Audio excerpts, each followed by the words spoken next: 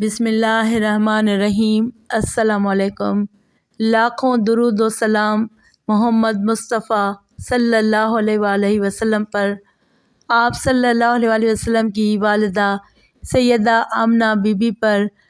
ابو طالب آپ صلی اللہ علیہ وآلہ وسلم کے چچا ربوہ پہنچے، بھتیجے کو سینے سے لگایا اور مکہ واپس پہنچ گئے۔ جوان بیٹے کا صدمہ تازہ تھا کہ جوان بہو کی موت نے مزید دکھ پہنچایا۔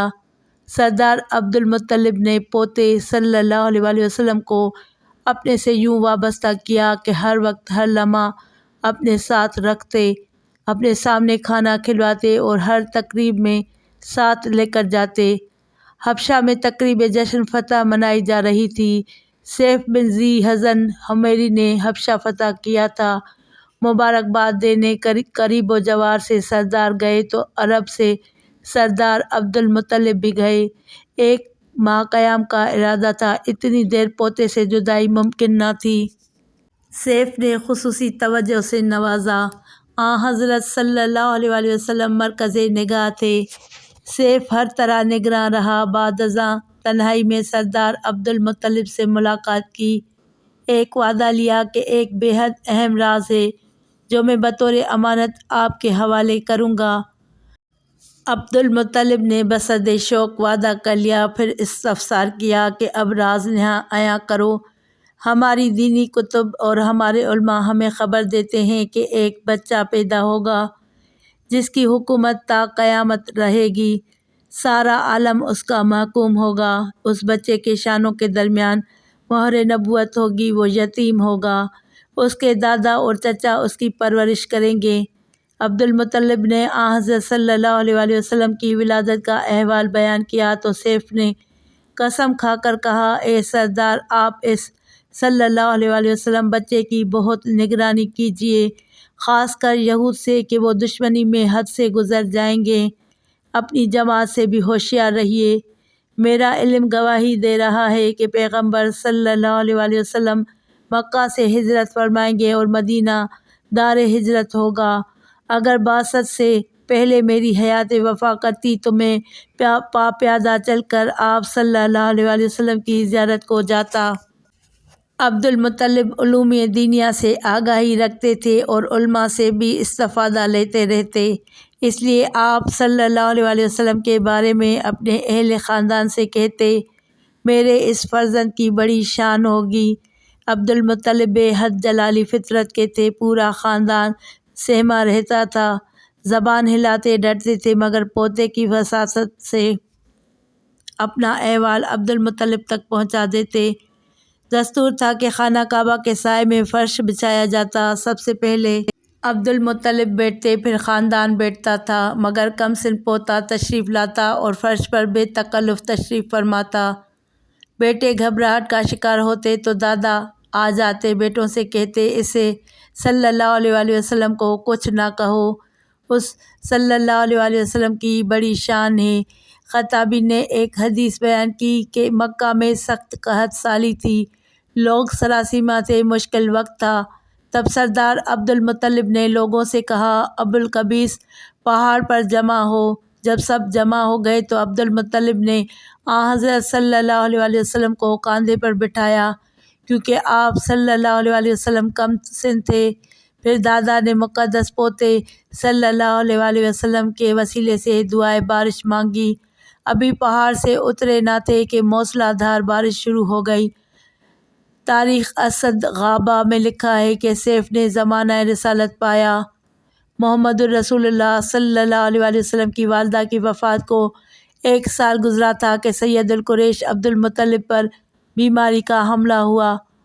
کمسن شافع محشر صلی اللہ علیہ وآلہ وسلم مادر مہربان کی گود کی گرامی فراموش نہ کر پائے تھے کہ اگرچہ دادا نے محبت کے انمول پھول ہر قدم پر نچھاور کیے، مگر ماں کا نعم البدل پھر بھی نہ ہوا۔ کوئی محبت وہ حصار نہ دے سکی، پھر بھی دادا کی پرشفقت گود میسر تھی۔ اب وہ بھی صاحب فراش ہو گئے تو آپ صلی اللہ علیہ وآلہ وسلم بھی گمسم دادا کو دیکھتے رہے۔ شدت بیماری میں کچھ افاقہ ہوا تو اپنے بیٹے ابو طالب کو طلب کیا۔ بیٹا آیا، پاس ادب سے کچھ پوچھ نہ سکا، پاس ادب مانے ہوا، اگرچہ بلانے کا مقصد واضح تھا۔ سید القریش اپنی راحت و قلب و نظر مقدس پوتے صلی اللہ علیہ وسلم کو پہلو میں بٹھائے بحسرت یاس تک رہے تھے۔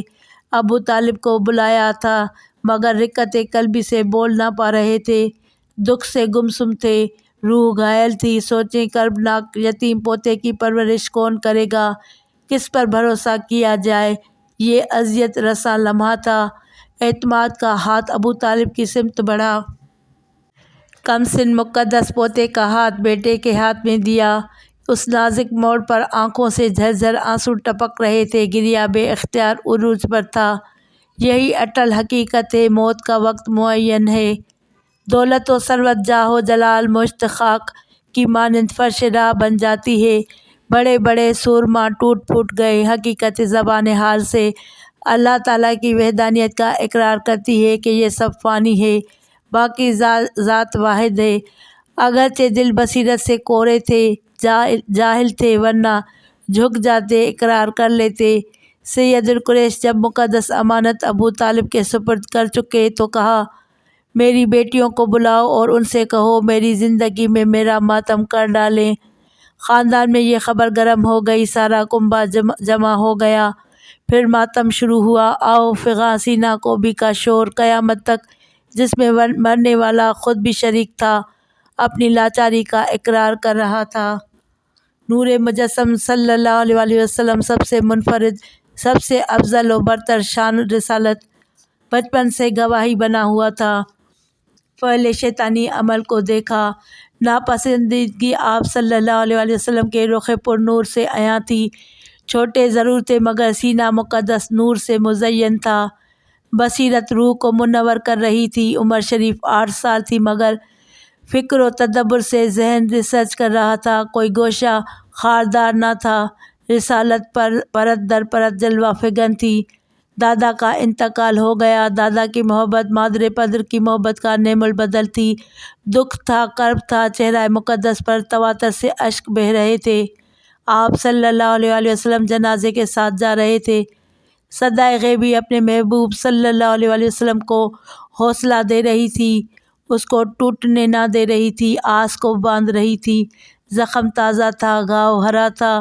ابو طالب کی چاہت سراب لگ رہی تھی مگر ہاتف غیبی کی صدا آ رہی تھی، اے چاشت گاہ کے آفتاب، اندھیری رات کے مہتاب، مت گھبرائیں، ہم نے آپ صلی اللہ علیہ وسلم کو اکیلا نہیں چھوڑا ہے۔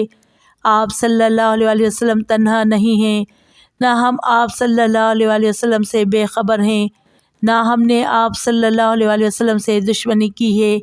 یہ دنیا آپ صلی اللہ علیہ وسلم کے لیے ہے، محبت آپ صلی اللہ ہیں پروانہ دنیا والے۔ اس مقدس پیشانی پر لولاک کا صحرا سجے گا۔ ترجمہ سورہ ضحیٰ۔